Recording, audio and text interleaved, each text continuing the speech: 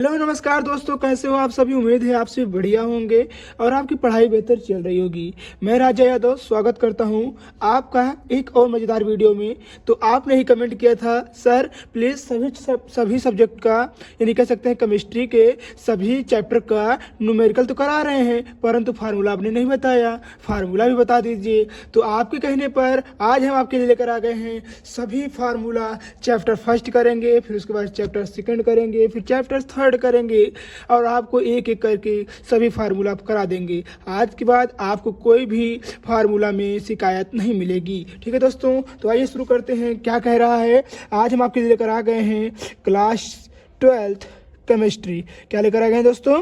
Class 12th chemistry chapter first all numeric. आज आपको आल formulas देखने को मिलेंगे, एक ही वीडियो में सभी फार्मूला देखने को मिलेंगे। ठीक है दोस्तों, सभी फार्मूला आपको देखने को मिलेंगे एक ही वीडियो में। ठीक है दोस्तों, कंप्लीट आल फार्मूलाज देखने को मिलेंगे जो कि आपको न्यूमेरिकल करने में 100% क्या करेंगे, सहायता करेंगे दोस्तों। ठीक है, आइए हम एक एक करके सभी फार्मूलों को देखते हैं और उनको सिद्ध कराते हुए चलते हैं। ठीक है दोस्तों, तो पहला क्वेश्चन हमारा क्या कह रहा है, भार प्रतिशत, या फिर कह सकते हैं कि देखिए W/W%। तो क्या होता है इसका सूत्र दोस्तों। तो आइए आज इसको हम ज्ञात करते हैं और आपको बहुत विस्तार से इसको हम समझाते हैं। तो भार प्रतिशत बराबर फार्मूला क्या होता है, तो आपको पता है। सबसे पहले हम आपको एक चीज़ बता दे रहे हैं कि WA, बहुत बच्चे बोलते हैं WA बराबर क्या होता है, WB बराबर क्या होता है, MB बराबर क्या होता है। तो आज हम आपको समझा दे रहे हैं कि आपको पता है कि दोस्तों WA बराबर क्या होता है। बहुत बच्चे कहते हैं WB बराबर क्या होता है,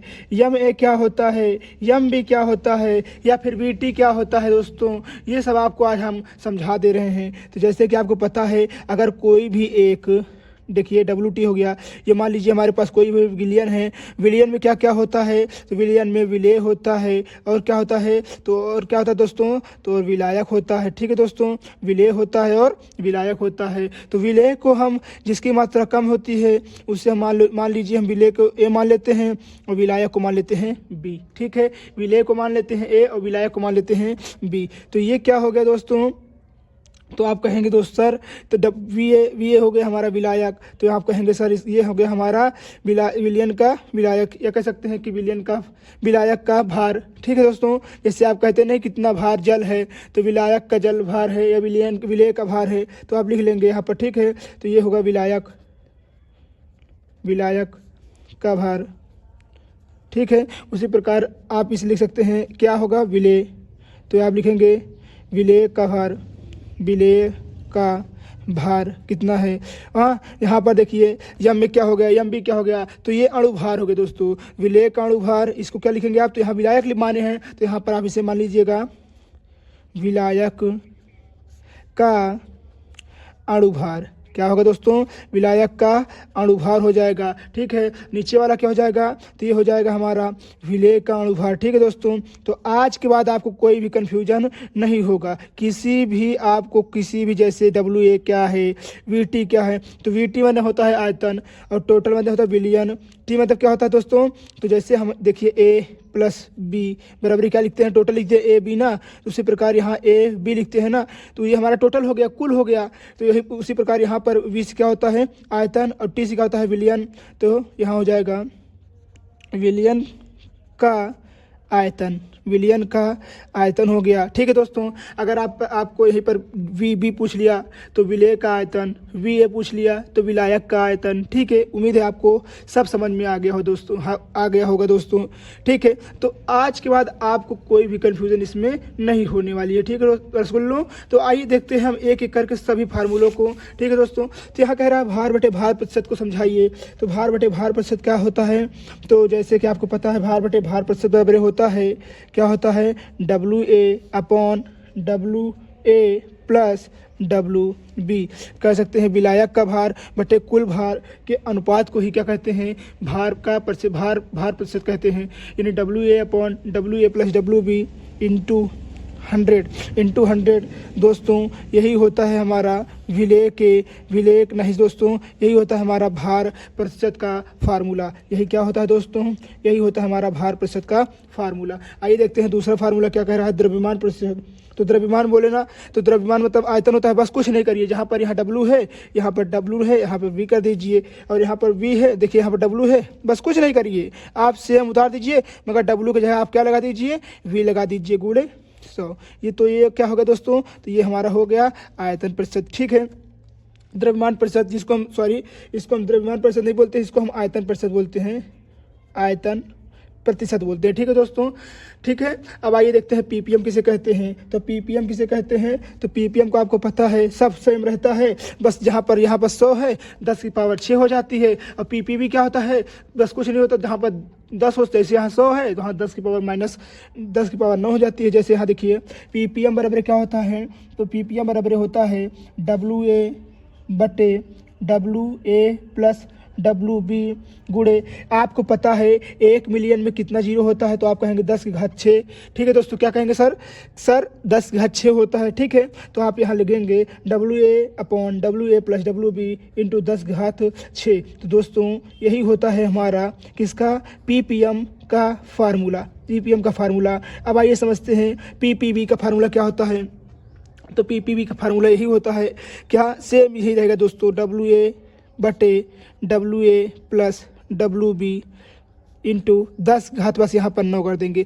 आप कहेंगे सर यहाँ पर 9 क्यों आया, तो दोस्तों हम आपको बता देना चाहते हैं कि 9 इसलिए आया क्योंकि 1 बिलियन में कितना होता है, 10 की पावर 9 होता है। 1 बिलियन में कितना होता है, 10 की पावर 9 होता है। इसी कारण से यहाँ पर क्या आता है, WA प्लस WB इंटू 10 की पावर 9 होता है। अब आइए समझते हैं हेनरी का नियम किसे कहते हैं। तो हेनरी का नियम होता है P बराबर KH इंटू क्या होता है दोस्तों, KH इंटू एक्स होता है, KH इंटू एक्स होता है। यही होता है दोस्तों हमारा हेनरी के नियम का फार्मूला, जो जहाँ पर हमारा P क्या है, तो P बराबर हमारा बराबर क्या होता है, दाब होता है दोस्तों, क्या होता है, दाब होता है। और हमारा जो हमारा पे यहाँ पर एक देखिए और एक चीज़ है क्या, यक्स यहाँ पर देखिए यक्स है, तो यक्स हमारा क्या होगा, तो यक्स बराबर होगा मोल प्रभाज, क्या होगा, मोल प्रभाज होगा। ठीक है रसगुल्लो, उम्मीद है आपको समझ में आ गया होगा। अब आइए देखते हैं मोलरता का फार्मूला क्या होता है।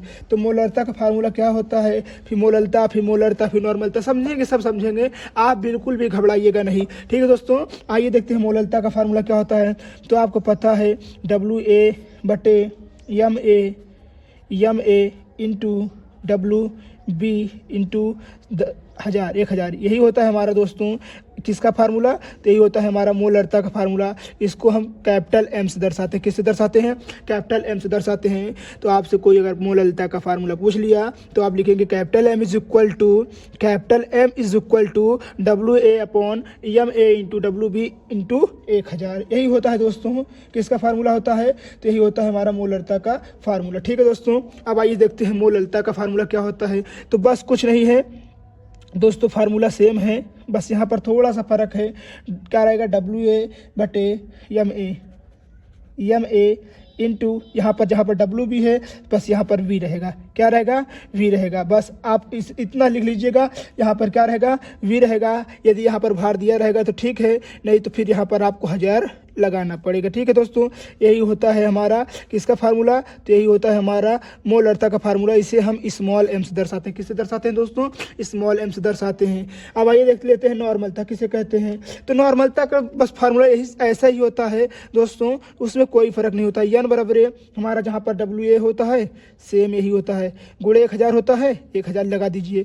यहाँ पर जहाँ MA होता है बस यहाँ पर EB होता है या तो EA होता है, जिसका निकाल रहे हैं, जैसे यहाँ पर WA निकाल रहे हैं तो यहाँ EA ही लिखेंगे क्योंकि यह तुल्यांकी भार होता है। EA बराबर क्या होता है दोस्तों, EA बराबर होता है हमारा तुल्यांकी भार, क्या होता है, तुल्यांकी भार होता है। ठीक है, इंटू क्या लगाएंगे दोस्तों, तो इंटू V। ठीक है, यही होता है हमारा दोस्तों किसका फार्मूला, तो यही होता है हमारा नॉर्मलता का फार्मूला। उम्मीद है दोस्तों आपको बहुत अच्छे से सब क्लियर हो रहा होगा। ठीक है दोस्तों, यदि वीडियो आपको अच्छी लग रही है तो प्लीज़ वीडियो को लाइक कर दीजिएगा, चैनल पे न्यू है तो सब्सक्राइब करना और अपने दोस्तों तक शेयर करना नहीं भूलिएगा। आइए देखते हैं मोल अंश का फार्मूला क्या होता है। तो मोल अंश का फार्मूला आइए देखते हैं। यहाँ पर मोल अंश का फार्मूला क्या होता है, तो प्यारे रसगुल्लों, आपको जैसे पता है यहाँ हमारे पास क्या होता है, यक्स ए प्लस यक्स बी बराबर 1 होता है। आप इसका निकालेंगे तो ये निकल कर आएगा, आप इसका निकालेंगे तो ये निकल कर आएगा। जैसे हम देख लिए मोल प्रभाज्य, इससे मोल प्रभाज्य मोल अंश भी कहते हैं। जैसे आप इसके लिए निकालिए तो मान लीजिए यक्स ए बराबर इसको निकाल रहे हैं दोस्तों, इससे आप निकाल लीजिएगा। जो आप निकाल लेगा कमेंट करेगा सर हमने निकाल लिया है, तो आपको समझ लीजिए हम आपको आपका कमेंट पहले पिन करेंगे, जिससे आप कमेंट हमेशा ऊपर दिखता रहेगा। ठीक है दोस्तों, ठीक है। आइए देखते हैं यक्स ए के लिए। तो यक्स ए के लिए क्या होगा, तो यहाँ होगा यन ए बटा यन ए प्लस यन बी। यन ए देखिए यक्स ए के लिए निकाल रहे हैं तो यहाँ पर होगा यन ए बटा यन ए प्लस यन बी। ठीक है कि देखिए किसी एक घटक की मूल संख्या तथा उसमें उपस्थित सभी घटक की मूलक संख्या के अनुपात को मूल प्रभाज्य कहते हैं। ठीक है दोस्तों, यही होता है हमारा किसका फार्मूला, मोल अंश या मोल प्रभाज्य का फार्मूला। तो जहाँ पर आप बी निकालेंगे तो यहाँ सभी जगह पहले बी लिख देंगे, यहाँ ए लिख देंगे, बात खत्म, न्यूमेरिकल समझ आ गया दोस्तों। तो आइए देखते हैं नेक्स्ट क्वेश्चन, तुल्यांकी भार बराबर क्या फार्मूला होता है। तो तुल्यांकी भार बराबर फार्मूला होता है, देखिए तुल्यांकी भार ई ए बराबर फार्मूला क्या होता है, अणु भार बटे क्या होता है दोस्तों, अणु भार बटे क्या होता है, धनावेश की संख्या। क्या होता है, जो धनावेश होता है धनावेश की क्या होती है, संख्या होती है। ठीक है दोस्तों, भार बटे धनावेश की संख्या, यही होता है हमारा तुल्यांकी भार बराबर फार्मूला। ठीक है रसगुल्लों, आइए देखते हैं नेक्स्ट क्वेश्चन, राउल्ट के नियम से वाष्प दाब। राउल्ट के नियम से वाष्प दाब देखते हैं तो इसका सूत्र क्या होता है। तो राउल्ट के नियम से अगर वाष्प दाब आप देखेंगे तो इसका सूत्र होगा P बराबर PA प्लस PB। PA बराबर PA प्लस PB। आपको हम इसको भी समझाएंगे, आइए देखते हैं नेक्स्ट। देखिए दोस्तों, और हम आपको इसको और अच्छे तरीके से समझाना चाहते हैं। जैसे कि यहाँ देखिए, यहाँ क्या लिखा है, P बराबर PA प्लस PB। ठीक है दोस्तों, अगर आप इसको निकालना चाहेंगे न्यूमेरिकल के लिए तो ये हो जाएगा P नॉट A, यहाँ पर यक्स ए लिख लेंगे, फिर plus P not B into X B.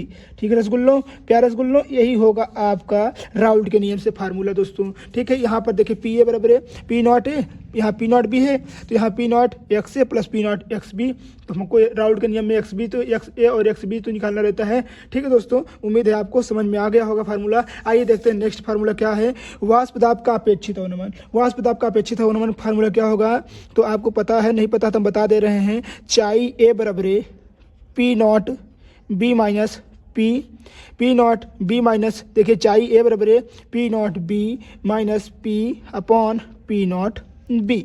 यही होता है प्यारे रसगुल्लों इसका किसका फार्मूला दोस्तों, वाष्प दाब के अपेक्षित अवनमन। वो मत समझ लीजिएगा कि हिमांक का अपेक्षित अवनमन, क्वथनांक का उन्नयन, ये सब नहीं, ये दूसरा फार्मूला है दोस्तों। ठीक है, आइए देखते हैं नेक्स्ट फार्मूला, वाष्प दाब का ये अपेक्षित अवनमन देखे थे, अब आइए देखते हैं वाष्प दाब का अपेक्षित उन्नयन का फार्मूला। ये फार्मूला बहुत अच्छा है, इसे आप तैयार करके ही जाइएगा। क्या कह रहा है, आइए इसको भी देख लेते हैं। तो यहाँ पर देखिए क्या लिखेंगे आप, देखिए यहाँ पर आप लिखें क्या लिखेंगे, तो आप लिखेंगे यहाँ पर यक्स ए यहाँ लिखे थे, यहाँ पर लिख देंगे यक्स बी बराबर P not a minus P upon P not a. यही होगा दोस्तों किसका फार्मूला, यही होगा हमारे वाष्प दाब का अपेक्षित अवनमन का फार्मूला। उम्मीद है प्यारे रसगुल्लों आपको बहुत अच्छे समझ में आया हो क्वेश्चन। आइए देखते हैं नेक्स्ट, क्लास 12th के होनहार बच्चों, आइए देखते हैं नेक्स्ट क्वेश्चन क्या कह रहा है, क्वथनांक में उन्नयन। क्वथनांक में उन्नयन, जैसे कि आपको फार्मूला पता होगा, नहीं पता दोस्तों तो हम बता दे रहे हैं। इसका फार्मूला होता है डेल्टा टी बी से क्यों कह रहे हैं, तो यहाँ पर क्वथनांक बने होता है बॉयल करना। क्या होता है, बॉयल करना, टी बी इंटू एम होता है। तो हम फार्मूला लिख लेते हैं, यहाँ पर समानुपाती होता है, समानुपाती का चिन्ह हटता है, चूंकि समानुपाती का चिन्ह हटेगा, इसका चिन्ह हटेगा, तो यहाँ पर लिख सकते हैं आप के बी। क्या लिख सकते हैं, के बी। तो यहाँ आप देखिए यहाँ पर के बी लिख देंगे, तो इसको देखिए यहाँ पर सेम रहने दीजिए, डेल्टा टी बी बराबर यहाँ क्या लिखे थे, तो क्या हटा चिन्ह क्या मिला था, के बी मिला था। फिर इंटू देखिए मोलरता, ये मोलरता का फार्मूला क्या होता है, तभी हमने आपको बताया डब्ल्यू ए बटे यम ए, यहाँ यम है। ठीक है दोस्तों, इंटू डब्ल्यू बी इंटू 1000। ठीक है दोस्तों, यही होता है प्यारे रसगुल्लों, इसका फार्मूला होता है। तो यही होता है हमारा क्वथनांक के उन्नयन का फार्मूला होता है। उम्मीद है आपको क्वथनांक के उन्नयन का फार्मूला कैसे निकलता है यहाँ के माध्यम से ऐसे समझ में आ गया होगा दोस्तों। आइए देखते हैं हिमांक का अवनमन। हिमांक का अवनमन का फार्मूला क्या होता है? तो कुछ नहीं होता है, बस हिमांक के अवनमन में डेल्टा जहाँ डेल्टा टी भी लगा रहता है वहाँ पर एफ लगा रहता है। एफ मतलब क्या होता है? Freezing point. क्या होता है? Freezing point. किसके समानुपाती है? मूलतः के। तो यहाँ चिन्ह हटेगा, क्या लगेगा? बराबर के और एफ। ठीक है रसगुल्लो, तो आपको यहाँ पर देखिए डेल्टा टी एफ बराबर यहाँ पर के बी और यहाँ पर लगा दीजिए मोलरता का फार्मूला डब्ल्यू ए बटे डब्ल्यू यहाँ M A into W B into 1000। समझ में आ गया रसगुल्लो? यही होता है हमारा किसका फार्मूला दोस्तों? यही होता है हमारा हिमांक के अवनमन का फार्मूला। अब आइए देखते हैं परासरण दाब के नियम। परासरण दाब में 3 फार्मूले होते हैं, 1 2 3। आइए तीनों को समझ लेते हैं। पहला फार्मूला क्या होता है? तो पहला फार्मूला होता है हमारा पी वी बराबर एन आर टी। क्या होता है? पी वी बराबर एन आर टी होता है। दूसरा फार्मूला क्या होता है रसगुल्लो? दूसरा फार्मूला होता है, आप बस कुछ नहीं करेंगे, चूंकि सी बराबर फार्मूला होता है डब्ल्यू अपॉन एम, तो यहाँ पर आप पी वी बराबर लिख सकते हैं डब्ल्यू और एम आर टी। ठीक है दोस्तों, देखिए यहाँ पर कुछ नहीं किया, सॉरी, यहाँ पर एन बराबर सिर्फ लिख दिए हैं डब्ल्यू अपॉन एम, तो एन का मान यहाँ पर लिख दिए क्या?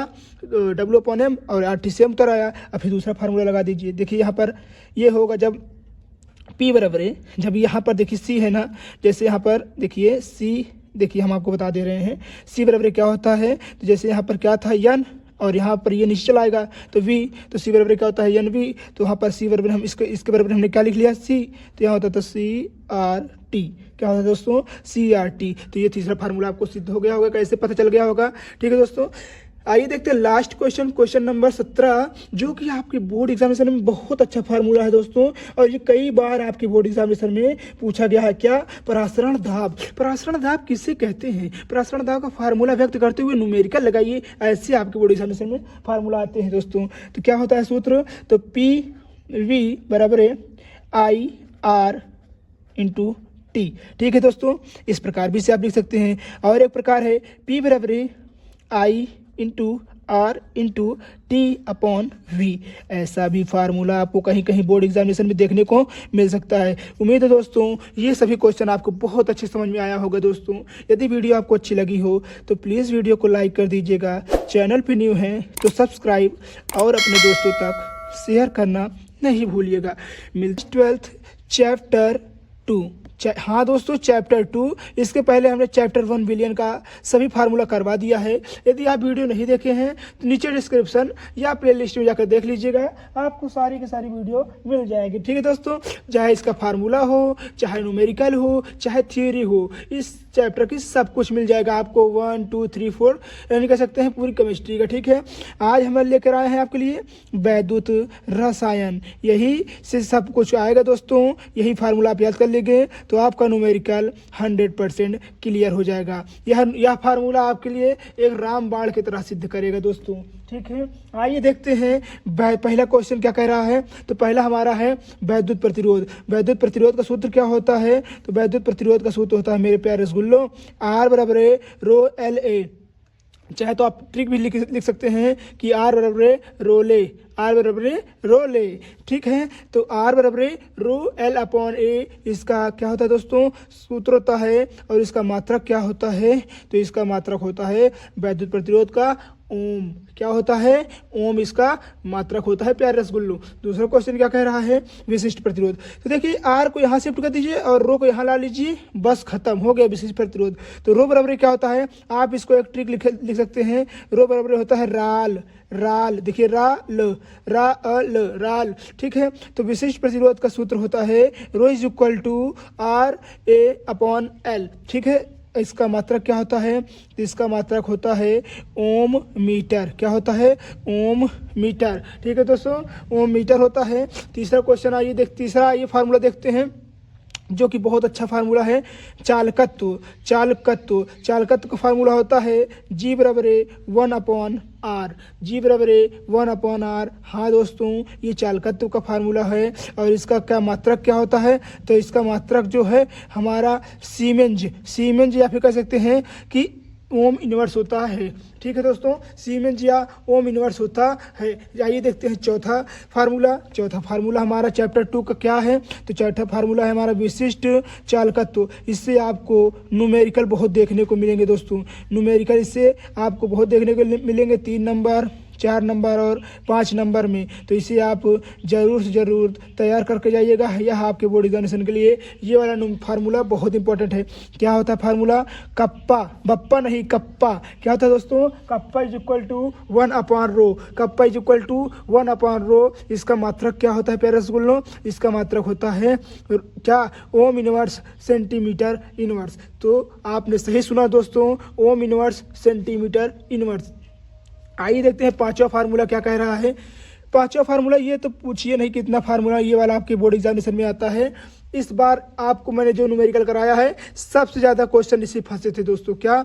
मोलर चालकता। तो मोलर चालकता बराबर क्या होता है? Lambda M is equal to kappa into 1000/m। Kappa into 1000/m, यही होता है दोस्तों मोलर चालकता का फार्मूला। और इसका मात्रक क्या होता है? तो इसका मात्रक होता है ओम इनवर्स सेंटीमीटर स्क्वायर्स और mole inverse. Ohm inverse comma centimetre square comma mole inverse, यही इसका फार्मूला होता है। आइए देखते हैं नेक्स्ट क्वेश्चन आइए देखते हैं नेक्स्ट फार्मूला जो कि आपके बोर्ड एग्जामिनेशन में 4 चांद लगाने वाला है। ठीक है दोस्तों, क्या कह रहा है? तुल्यांकी चालकता। तुल्यांकी चालकता से भी बहुत सारे न्यूमेरिकल आपके बोर्ड एग्जामिनेशन में देखने को मिले हैं। क्या होता है? तो आर ई क्यू। मतलब पता है क्या होता है दोस्तों? ई क्यू मतलब होता है इक्विवेलेंट। क्या होता है? इक्विवेलेंट। तो R equivalent is equal to kappa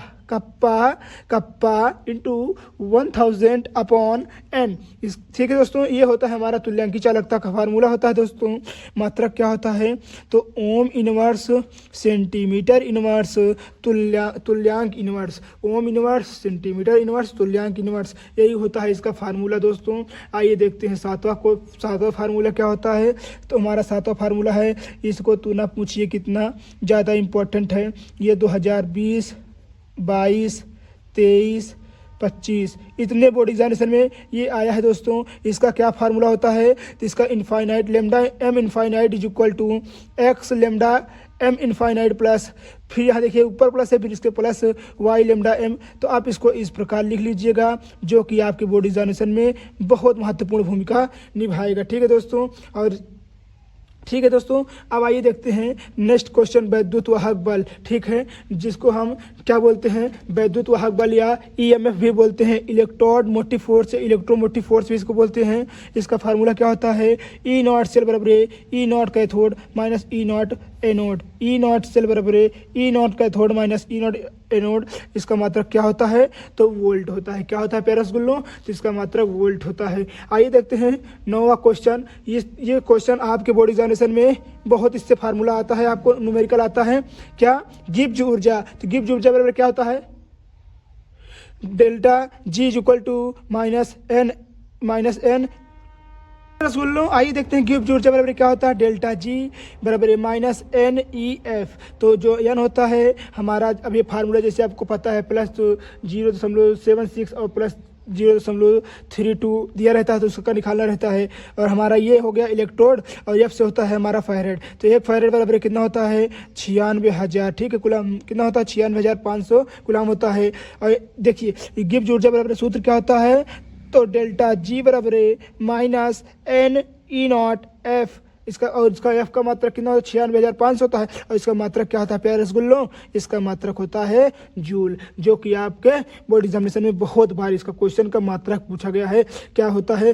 Faraday का मान कितना होता है? 96,500। इसको आप जरूर तैयार करके जाइएगा प्यारे रसगुल्लों। आइए देखते हैं क्वेश्चन नंबर 10, जो कि आपके बोर्ड एग्जामिनेशन में बहुत बार पूछा गया है। ये देखते हैं दोस्तों,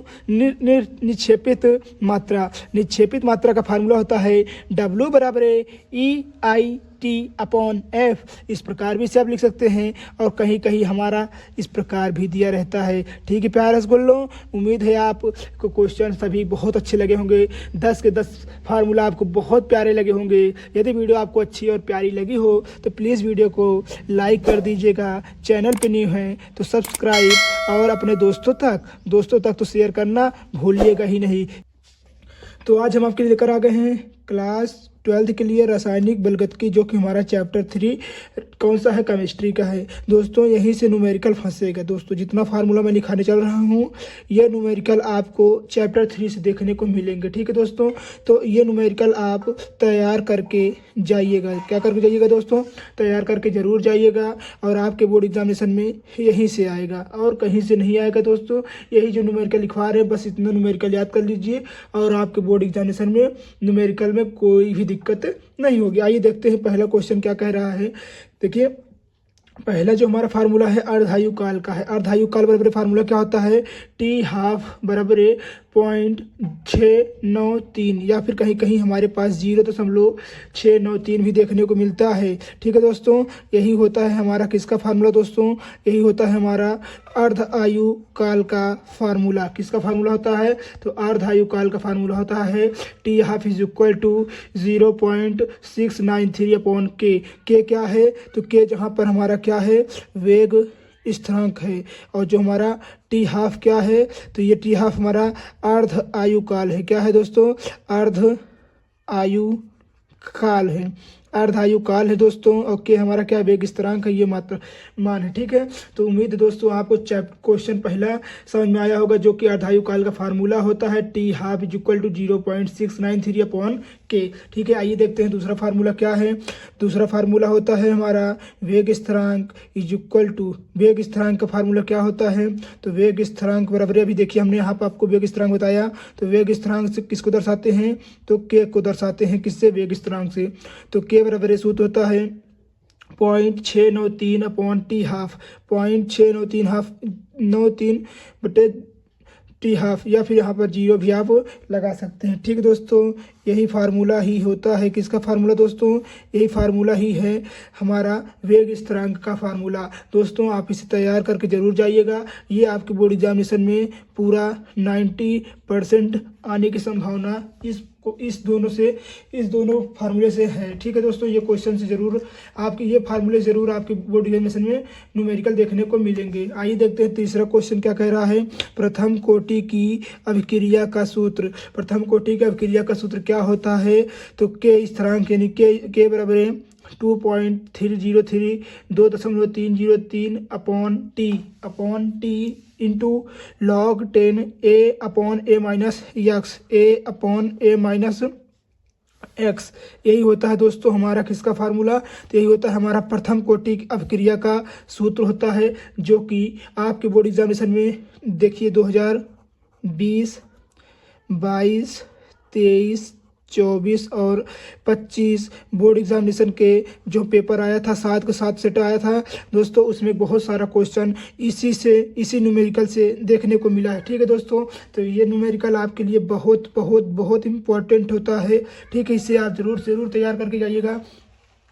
आइए देखते हैं क्वेश्चन नंबर 3 आइए देखते हैं फार्मूला 3 हो गया। 4 देखते हैं, तो 4 क्या होता है, अभी शून्य कोटि का हमने आपको शून्य कोटि की अभिक्रिया का सिर्फ मात्रक बता दे रहे हैं, बाकी फार्मूला आपको पता ही है, शून्य हो जाता है सब कुछ। ठीक है, तो क्या होगा, तो मोल लीटर इनवर्स टी समय इनवर्स होता है, मोल लीटर, देखिए यहाँ पर mole into litre inverse second inverse, आप ऐसे भी लिख सकते हो, mole litre inverse second inverse. ठीक है दोस्तों, उसी प्रकार प्रथम कोटि का क्या होता है मात्रक, तो इसका प्रथम कोटि का मात्रक होता है समय इनवर्स। उम्मीद है दोस्तों आपको ये भी क्वेश्चन बहुत अच्छे समझ में आया होगा। यदि आपको वीडियो अच्छी लगी हो तो प्लीज़ वीडियो को लाइक कर दीजिएगा, चैनल पर नहीं है तो सब्सक्राइब करना नहीं भूलिएगा।